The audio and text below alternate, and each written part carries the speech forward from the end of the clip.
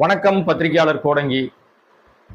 தாவேக்காவுடைய பொதுக்குழு கூட்டம், அதாவது கரூரினுடைய அந்த கோர சம்பவத்துக்கு பிறகு 41 உயிர்கள் பலியான பிறகு தலைமறைவு வாழ்க்கையிலிருந்து வெளியில வந்து ஒரு மாசத்துக்கு அப்புறமா விஜய் உட்பட, ஆதவ அர்ஜுனா உட்பட, A1 அக்யூஸ்டா இருந்த மதியழகன் உட்பட, புசி ஆனந்த் உட்பட, சிடி நிர்மல்குமார் உட்பட, எந்த வழக்கிலுமே அவர் பேரே இல்லாத ராஜ்மோகன் உட்பட அனைத்து தாவேக்காவினரும் கடந்த ஒரு மாத காலமாக அப்படியே பங்கரில் பதுங்கி இருந்து சிபிஐ விசாரணை வந்த பிறகு, வெளியில வந்த பிறகு, கிட்டத்தட்ட ஒரு மாதத்திற்கு பிறகு அவசர அவசரமாக கட்சி பயங்கரமா செயல்படுற மாதிரியும், தமிழ்நாட்டையே காப்பாத்தி தூக்கி நிறுத்த போற மாதிரியும் தொடர்ந்து ஏதோ ஒரு வேலை பார்த்துட்டே இருக்காங்க இல்லையா? அந்த அடிப்படையில பொதுக்குழு ஒரு கூட்டத்தை கூட்டியிருக்கிறார்கள். பொதுக்குழுனா வழக்கமா எல்லா அரசியல் கட்சிகளும் பொதுக்குழு கூட்டுறாங்க அப்படின்னு சொன்னா அந்த பொதுக்குழு உறுப்பினர்களை தவிர பாக்கி யாருக்குமே அனுமதி இல்லை. குடும்ப உறுப்பினர்களை சேர்க்க மாட்டாங்க, பிக்னிக் வர மாதிரி உள்ள அலோவ் பண்ண மாட்டாங்க, செல்ஃபி எடுக்க அலோவ் பண்ண மாட்டாங்க, குழந்தை குட்டிகளை சேர்க்க மாட்டாங்க. இதுதான் அறிவார்ந்த அரசியல் கட்சிகள் செய்கிற வேலை. ஆனா இதுதான் செல்ஃபி கூட்டமாச்சே. இந்த தாவேக்கான்றது ஒரு செல்ஃபி கூட்டம், ரசிகர் கூட்டம். இது கட்சியே கிடையாது இது. அதனால இன்னைக்கு அந்த நடந்த அந்த தாவேக்காவுடைய பொதுக்குழு கூட்டத்துக்கு பெண்கள் வரக்கூடாது, பெண்கள்னா கர்ப்பிணி பெண்கள் வரக்கூடாது, தேவையில்லாதவங்க வரக்கூடாது, குழந்தைகள் கூட்டு வரக்கூடாது, ஒவ்வொரு முறையும் நான் சொல்லிட்டு இருக்கேன்னு சொல்லக்கூடிய விஜயனுடைய சொல் பேச்ச மறுபடியும் அந்த தற்குறிகள் கேட்கவே இல்லை. அந்த ரசிக குஞ்சுமணிகள் என்ன பண்ணுச்சு, குழந்தை குட்டியெல்லாம் கூட்டிட்டு வந்திருக்கு. நீங்க வீடியோலாம் பார்த்துருப்பீங்க. இதை தடுப்பதற்கு கூட விஜய்க்கு திராணி இல்லை, தெம்பு இல்லை, தைரியம் இல்லை, துணிச்சல் இல்லை. ஆனா அவங்க கிட்ட பேசும்போது மட்டும் பஞ்ச் டைலாக் விடுறதுக்கு டைம் விட்டு பேசி அந்த கூட்டத்தை உற்சாகப்படுத்தி ஏதோ ஒரு பண்ணி வச்சிருக்காருன்னு வச்சுங்களேன். இப்ப நம்ம பேச போற விஷயம் தாவேக்கால விஜய் பற்றியோ அல்லது விஜய் பேசின விஷயத்தை பற்றியோ, அது இன்னொரு வீடியோவா போடுறேன். இப்ப நம்ம பேச போறது தமிழ்நாட்டை கலவர பூமி ஆக்குவதற்காக ஒரு ஜென்மம் ஒவ்வொரு கட்சியா தாவிக்கிட்டே இருக்கு. பணம் வச்சிருக்கிற திமிரிலையும், ஆணவத்தினுடைய உச்சத்திலையும், அயோக்கியத்தனத்தினுடைய உச்சத்திலையும் ஆட்டம் ஆடிக்கிட்டு இருக்கு. அது வேற யாருமே இல்லை, ஆதவ அர்ஜுனா அப்படின்னு சொல்லி ஒரு கேரக்டர். லாட்ரி மார்ட்டினுடைய மருமகன். சுரண்டல் லாட்டரியிலேயே கோடி கோடியாக மக்கள் பணத்தை கொள்ளையடிச்ச கும்பல் தான் அது. அங்க இருந்து ஒருத்தன் வந்திருக்கான், சுயமா உழைச்சி ₹1 சம்பாரிச்சது கிடையாது. எவனோ மாமனார் சம்பாரிச்ச காசு. அதை இப்ப மஞ்ச குளிச்சுக்கிட்டு விசிக தலைவர் திருமாவளவனை எப்படியாவது கவுத்துடலாம் அப்படின்னு RSS பாஜக அஜந்தால அங்க போய் சேர்ந்து ஏகப்பட்ட பஞ்சாயத்துகள் பண்ணி கடைசியில அவர் விவரம் தெரிஞ்சவர்னால புரிஞ்சுக்கிட்டாரு, அடிச்சு பத்தி விட்டாரு ஓடி போடான்னு. இப்போ வந்து விஜய் கிட்ட சிக்கிருக்கு. இது ஒரு தற்குறி விஜய். இவனை கூட்டு உள்ள உட்கார வச்ச பிறகு இன்னைக்கு சிபிஐ வழக்கு வரைக்கும் வாங்கி வச்சிருக்கிறது விஜய் கிடையாது, இந்த ஆதவ் தான். இவன் சொன்னதை நம்பிதான் கரூர்ல லேட்டா போனதும் ஆதவால தான். அங்க பஸ் 50 மீட்டர் உள்ள தள்ளி போனோம்னு அடம் பிடிச்சது டிஎஸ்பி கிட்ட சண்டை போட்டதும் ஆதவ் தான். இது அத்தனைக்கும் திமிரும் ஆணவமும் பணம் இருக்கிற அகங்காரமும் தான் காரணம், வேற ஒண்ணும் கிடையாது. ஆனா அதை விட மிகப்பெரிய கொடூரன் இவன் சொல்ல வரேன். எதுக்காகனா இவனுடைய பேச்சு சமீப காலமா நீங்க பாத்துக்கிட்டு இருக்கும்போது பாத்தீங்கன்னா இவன் ஏதோ பல தேர்தல்களை சந்திச்ச மிக பழமையான அரசியல்வாதி மாதிரியும் மத்தவளா முட்டாப்பைய மாதிரியும் பேசிட்டு திரிவான். இந்த மண்ணுக்கே ஒண்ணும் தெரியாது. இது ஒரு மணல். இது மண்ணு கூட பிடிச்சா பிள்ளையார் மாதிரி அப்படியே உட்காரும். இது மணல். பிடிக்கும் போது தெரியும் ஏதோ இருக்க மாதிரி. வெயில் அடிச்சு காஞ்சிதுன்னு வச்சுங்க, மணல் கொட்டிடும். அந்த லட்சணத்துல அதுக்கு கூட லாய்க்கு இல்லாத நபர் தான் இந்த ஆதவ அர்ஜுனா. பணம் இருக்க தவிர வேற ஒண்ணுமே கிடையாதுங்க. அறிவு சுத்தமா கிடையாது. மண்டையில மசாலா இருக்குன்னு சொல்லுவாங்க தெரியுமா, அந்த மாதிரி ஜென்மம் தான் இது. இது என்ன சொல்லுச்சுன்னா, ஏற்கனவே 41 மரணங்கள், அதுக்கு அந்த நேரத்தையே ஒரு ட்வீட் ஒன்று போட்டுச்சு. இந்த மாதிரி வந்து இலங்கையிலும் நேபாளத்தில் நடந்த மாதிரியான ஒரு ஜென்சி புரட்சி இங்க வரணும் அப்படின்னு சொல்லிட்டு, அது மிகப்பெரிய பிரச்சனை ஆயிடும், நம்ம மாட்டிப்போம், ஜெயிலுல தூக்கி போட்டுருவாங்க, நம்மளை உட்கார வச்சு லாடம் கட்டிடுவாங்கன்னு பயந்து போய் போட்ட ட்வீட்டை கொஞ்ச நேரத்துல டெலீட் பண்ணிட்டான். டெலீட் பண்ணிட்டு இங்க இருந்தா எங்க அரெஸ்ட் பண்ணுவாங்கன்னு சொல்லி தலைமறை வாழ்க்கை வாழ ஓடி போயிட்டான் வடநாட்டுக்கு. டேராடூன்னு அங்க இங்கன்னு சுத்தி உத்தரகாண்டுன்னு சுத்திக்கிட்டு இருந்த கேரக்டர் தான். அதுக்கப்புறம் சிபிஐ வந்து வழக்கை கையில் எடுத்ததுன்னு சொன்ன உடனே வீராதி வீரன் ஆண்மகன் மாதிரி வந்து திரும்பி வந்து இங்க உள்ள வந்து தமிழ்நாட்டுக்குள்ள திரும்பி தலை காட்ட ஆரம்பிச்சிருக்கான். அன்னைக்கு பேசின அப்பவே அதை பிடிச்சி உள்ள போட்டிருந்தா, சும்மா குலைச்சிக்கிட்டே இருக்கு, பிடிச்சி கட்டி வச்சிருந்தா இன்னைக்கு இந்த பேச்சு பேசியிருக்காரு. என்ன பேசினா அவனுக்கு என்ன மரியாதை வேண்டி கிடக்கு? தமிழ்நாட்டை கலவரத்தை தூண்டுவதற்கு வேலையே செய்யறான். இத மேடையில உட்கார்ந்து ஆமோதிச்சு வேடிக்கை பார்த்துட்டு இருந்த விஜயும் ஒரு தற்குறின்னு நம்ம அடிக்கடி சொல்றதுல இன்னைக்கு அது மறுபடியும் புருவாயிருக்கு. என்ன அப்படி பேசிட்டான்னு நினைக்கிறீங்களா? இன்னைக்கு அந்த பொதுக்குழு நடந்துச்சுல்ல, ஆதவ் பெரிய அரசியல்வாதி மாதிரி பேச ஆரம்பிச்சிருக்காரு. திமுகவுக்கு நன்றி உணர்வே கிடையாது. கடந்த தேர்தல்ல கருப்பு சிவப்பு சைக்கிள்ல போய் விஜய் ஓட்டு போட்டாரு, நன்றியே இல்லை உங்களுக்கு, நன்றி உணர்வு இல்லாத திமுக அப்படின்னு சொன்னார். அந்த போட்டோவை நான் போடுறேன், இப்ப நீங்க பாருங்க. அந்த போட்டோல சைக்கிள் ஓட்டிட்டு வராரு விஜய். அவர் பக்கத்திலேயே ப்ளூ கலர் ஸ்கூட்டர்ல, ப்ளூ வெள்ளையும் சிகப்பு நீல கலரும் சேர்ந்த ஒரு ஸ்கூட்டில ஒரு பயணி போறாங்க. அதுவும் அந்த போட்டோவும் கேப்சர் ஆயிருக்கு. அப்ப அந்த பின்னணியில வரும்போது ப்ளூ கலர் நீல கலரையும் அவங்க பயன்படுத்தி பிரச்சாரம் பண்ணாரு. அதனால விசிக வெற்றிக்கும் விஜய் உதவி செஞ்சாரு, அவர்களும் நன்றி இல்லாதவர்கள் பேச வேண்டியதானே. எதை எதோட பேசணும்னு அறிவு இல்லாத தற்குறிய மறுபடியும் நம்ம வேற என்ன சொல்லி, இதுக்கு மேல எதனா வார்த்தை இருக்காங்க இந்த ஜென்மங்களை சொல்றதுக்கு? ஏதாவது வார்த்தை இருந்தா தயவுசா கமெண்ட் பண்ணுங்க. வழக்கமா இதை சொன்ன உடனே கொந்தளிச்சுக்கிட்டு அந்த அணில் குஞ்சுகள் கதறி கதறி கீழே கமெண்ட் நம்மளை கழுவி ஊத்தும். அதை பத்தி நம்ம கவலைப்படுறதே இல்லைன்னு வச்சுங்களேன். ஏன்னா தற்குறின்னு சொல்லித்தானே ஆகணும். நம்ம கொஞ்சமாவது அறிவு இருக்கிறோம், அது பேச மாட்டான். இப்ப அது கூட பிரச்சனை இல்லைங்க. நன்றி உணர்வு இல்லைன்னு நீ பேசுன, அவங்களுக்கு நன்றி இருக்கா இல்லையானதெல்லாம் அப்பாற்பட்ட பிரச்சனை. ஆனா அதை விட இன்னொன்னு ஒரு பெரிய ஆபத்தான ஒரு விஷயத்த ரொம்ப சாதாரணமா மேம்போக்கா சொல்லிட்டு போயிட்டாங்க. அதுதான் ஆபத்தினுடைய உச்சம். அதை அனுமதித்தால் மிகப்பெரிய பிரச்சனை கண்டிப்பாக தமிழ்நாட்டில் இவனால், அது இந்த ஆதவால் ஏற்படும். இப்பவே நீங்க நோட் பண்ணி வச்சீங்க. ஏன்னா அவனுடைய செய்கைகளை தயவு செய்து உளவுத்துறையும் அரசாங்கமும் கவனிங்க, கண்காணிங்க. ஏன்னா இவனுடைய பேச்சு சமீப காலமா தமிழ்நாட்டில் கலவரத்தை ஏற்படுத்துற மாதிரியே இருக்கு. அப்படி என்னங்க பேசிட்டான் சொல்லிட்டே இருக்கீங்க. பூனைக்குட்டி வெளியே வர மாட்டேங்குது, புலிய வந்துடுறீங்க, புலிய காண வேண்டீங்க. இது புலி இல்லைங்க, இது எலி, ஒளிஞ்சுகிட்ட எலி, பொந்துக்குள்ள போய் பங்கர்ல போய் ஒளிஞ்ச எலி. இது என்ன தெரியுமா சொன்னிச்சு மேடையில இன்னைக்கு அந்த தாவேக பொதுக்குழுல? விஜய் அண்ணா வீட்டுக்கு வந்து பாரு, நீ அவரை அரெஸ்ட் பண்ணி பாரு, நீ தமிழ்நாட்டு இளைஞர்கள், அதுவும் குறிப்பா தமிழ்நாட்டு கல்லூரி மாணவர்கள்லாம் குவிஞ்சிட மாட்டாங்க அப்படின்னு கல்லூரி மாணவர்களை துணைக்கு கூப்பிடுது இந்த. அதை என்ன சொல்றது நானு? நீ ஆம்பளையா இருந்தீனா, நீ ஆண்மகனா இருந்தீனா, உனக்கு நெஞ்சில திராணி இருந்ததுன்னா, திறம் உனக்கு இருந்ததுன்னா, வீரம் உனக்கு இருந்துச்சுன்னா, உத்வேகம் உனக்கு இருந்துச்சுன்னா, நிஜமாவே நீ புத்திசாலியா இருந்தீனா, விஜய் வீட்டுக்கு காவல்துறையோ அவரை கைது செய்ய வந்தால் முதல் ஆளாக நான் தான் நிப்பேன். என்ன மீறிதான் எங்க அண்ணன் விஜய தொட முடியும் நீ சொல்லியிருந்தீனா, நீ ஆம்பளை, நீ ஆண்மகன். யாரை தூண்டி விட பாக்குற? கல்லூரி மாணவர்களை தூண்டி விட பாக்குற. ஏன் தெரியுமா? கல்லூரி மாணவர்கள்லாம் இந்த மாணவ பருவத்துல இது சொல்ற அந்த ஜென்சி கூட்டமா இருக்காங்க. அவங்க புரிதல் இல்லாம அரசியலை அரசியலா பார்க்காம சினிமா கவர்ச்சியிலையும் அந்த படோடப வாழ்க்கையிலுமே அவங்க கவனம் செலுத்துறாங்க. அந்த நேரத்துல விஜய் மாதிரியான ஒரு நடிகர் அவர் கையசைச்சா இவங்க கையசைப்பாங்க. அவர் தம் பிடிச்சி வளையமா புகை விட்டா வளையமா புகை விடுவானுங்க. சட்டைக்கு பட்டு இல்லாம அவுத்து போட்டு பனினோட திரிஞ்சா பனினோட திரிவானுங்க. சரக போட்டு மல்லாந்து பட்டுக்கிட்டா அதே மாதிரி மல்லாந்து பட்டுப்பானுங்க. கத்தி வத்தி இப்படி அப்படி சுத்துறானா அது மாதிரி. அது பூரா பணம் வாங்கிட்டு விஜய் நடிக்கிறான்றது கூட தெரியாத ஜென்மமா இருப்பாங்க அந்த கல்லூரி இளைஞர்கள்.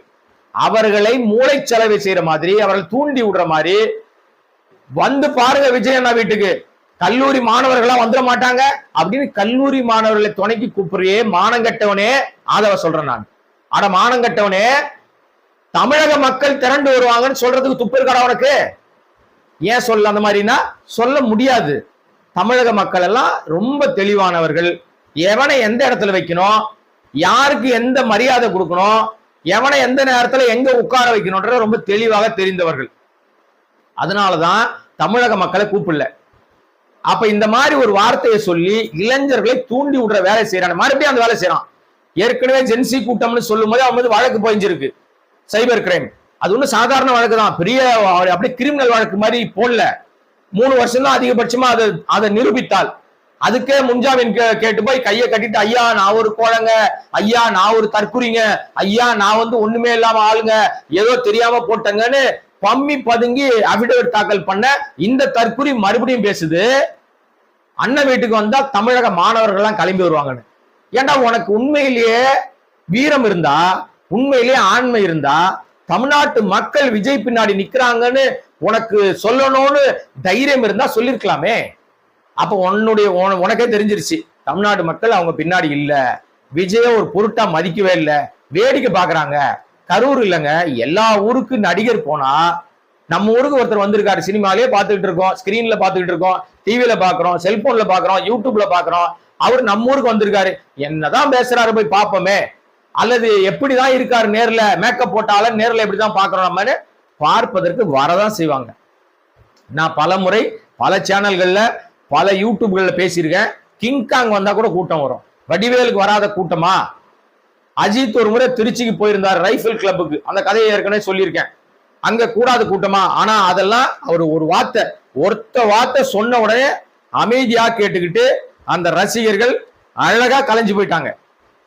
காவல்துறை ரிக்வெஸ்ட் பண்ணிச்சு, ஐயா இவ்வளவு கூட்டம் வந்தா நீங்க தனியா வந்து வெளியில வந்தீங்கன்னா டிராபிக் ஜாம் ஆயிடும், மக்களுடைய இயல்பு வாழ்க்கை பாதிக்கும்னு சொன்ன உடனே மனுஷன் ரொம்ப தெளிவா சொல்லி, என்னுடைய ரசிகர்கள் என் பேச்ச கேட்பாங்க, நான் சொன்னா வரமாட்டாங்க, வந்தாங்க, அவங்கள பார்த்தேன், கை காமிச்சேன், அவங்களுக்கு அன்பை பரிமாறினேன், அவங்களும் எனக்கு அன்பை சொல்லிட்டாங்க, கலைஞ்சு போகணும் கலைஞ்சு போயிடறாங்க, கவலையே படாதீங்க, என் பின்னாடி ஒரு வண்டி வராதுன்னு சொன்னாரு.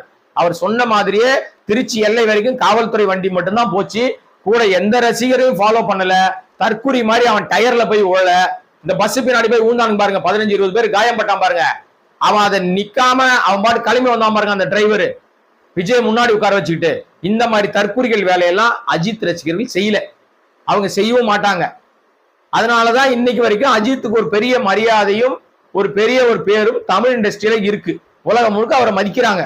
நீ ஒரு தற்குறியா இருக்க. இதே மாதிரிதான் ரஜினி ரசிகர்களும், ரஜினி ரசிகர்களுக்கு ரஜினி என்ன சொன்னாலும் கேட்பார், அதே மாதிரி ரசிகர்கள் என்ன சொன்னாலும் ரசிகர்களுக்கு பாதிப்பு வருதுன்னு சொல்லிதான் அவர் அரசியலுக்குள்ளே வராம போயிட்டார்.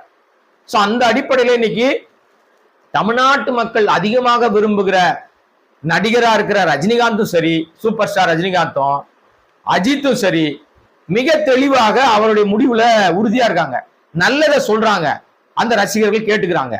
உன் கூட இருக்கிற எல்லாம் விஜய் கூட இருக்கிற ரசிகர்கள் எல்லாம் தற்குறியாக இருக்கானுங்களே, ஒருத்தனுக்கு கூட அறிவு இல்லையே. குழந்தைய கூட்டு வராதனா குழந்தைய கூட்டு வரான் பொதுக்குழுக்கு. ஏற்கனவே 41 நெரிசல் மரணம் சம்பவித்த பிறகும் இந்த தற்குறிகளுக்கு அறிவு இல்லாம புத்தி இல்லாம செஞ்சா என்ன செய்ய முடியும்? இதுங்க திருந்தாதுங்க, எந்த காலத்திலயும் இது திருந்தாதுங்க. இதுங்க பூரா செல்ஃபி எடுக்கிற கூட்டம், இது தொண்டரா மாறுவதற்கு வாய்ப்பே இல்லைன்னு அடிக்கடி சொல்ற மாதிரிதான் இப்போ சொல்றேன் நான். இந்த பொதுக்குழுவில் இவன் பேசின பேச்சு இருக்குல்ல, இதற்கு நிச்சயமாக தமிழ்நாடு காவல்துறை அந்த ஆதவ் மீது கடும் நடவடிக்கை எடுக்கணும், அவனை அரெஸ்ட் பண்ணணும், அவனை உள்ள போடணும். ஏன்னா அப்பதான் உள்ள போனாதான் இந்த மாதிரி திமிர் பேச்சு, இந்த ஒரு படத்துல சொல்லுவாரு, மூக்கு பொடப்பா இருந்தா தேவையில்லாத பேச்செல்லாம் வரும்னு. அதனால அவனுக்கு பணம் அதிகமா இருக்குது, கோடிக்கணக்கில் சுரண்டி உழைச்சி சம்பாதிக்கல, சுரண்டல் லாட்டில கோடியா சம்பாதிச்சு மாமனார் சேர்த்து வச்ச சொத்துல உட்கார்ந்து ஓசி சோறு சாப்பிட்டுட்டு இருக்கான். அதனால அவனுக்கு கொஞ்சம் அப்படிதான் இருக்கும். அதை கொஞ்சம் கரைக்கணும் கொழுப்பனா அவனை பிடிச்சி ஜெயில தான் போடணும். என்னங்க நேரடியா அப்படியே பகிரங்கமா பேசுறீங்களேன்னு நினைக்கிறீங்க? உண்மைதாங்க. இதை கண்டிப்பாக ஒரு பார்த்துக்கிட்டு இருக்கிற இளைஞர்கள்ட்ட என்ன மாதிரியான தாக்கத்தை இது ஏற்படுத்தும்? ஓ அப்பனா நாம கிளம்பி போனோம், போய் சண்டை போடணும். இதே வேலையை தாங்க பாமக செஞ்சுது.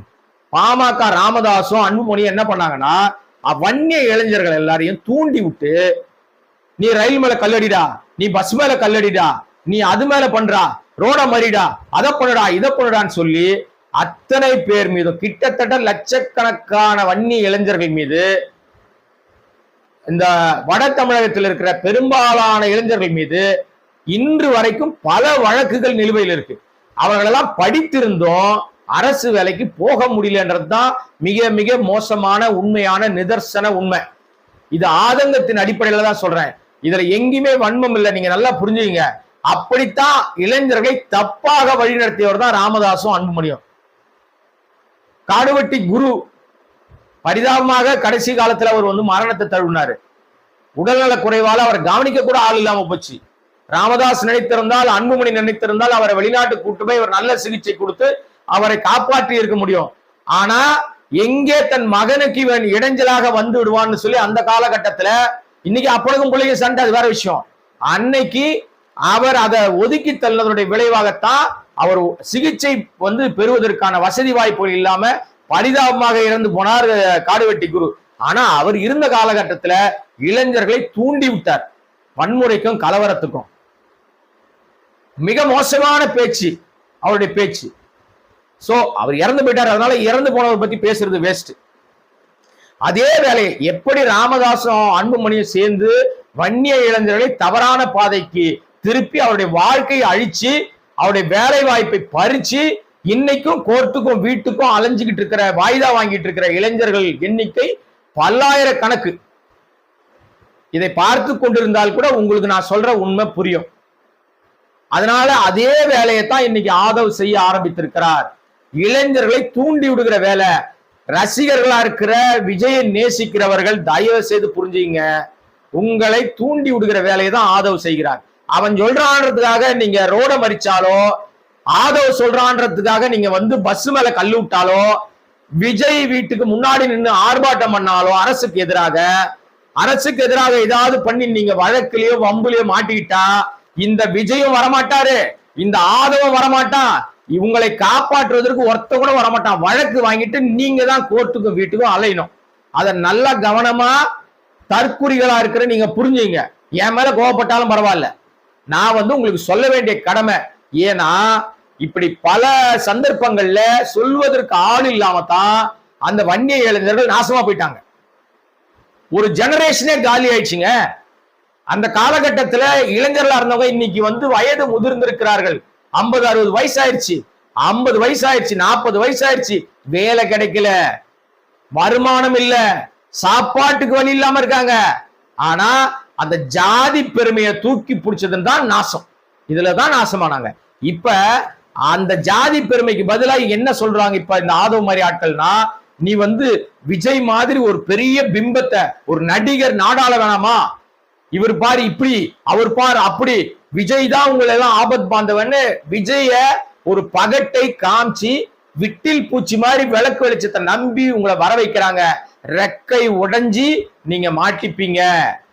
கல்லூரி இளைஞர்களே, கல்லூரி படிக்கிற மாணவர்களே, தயவு செய்து ஆதவ் மாதிரியான நபர்களுடைய பேச்சை, அவர் போடுகிற ட்வீட்டை பார்த்தோ, அவர் பேச்சை கேட்டோ, அல்லது இது மாதிரியான தப்பான தற்குறிகள் பேச்சு கேட்டோ சோரம் போயிடாதீங்க, மாட்டிக்காதீங்க. வம்பு வழக்கு வந்தா இந்த கும்பல் உங்களை காட்டி கொடுத்து ஓடி போயிடும். மதியழகனை காட்டி கொடுத்தது யாரு? மதியழகன் யாரு? கரூர் மாவட்ட தாவேக்காவுடைய மாவட்ட செயலாளர்.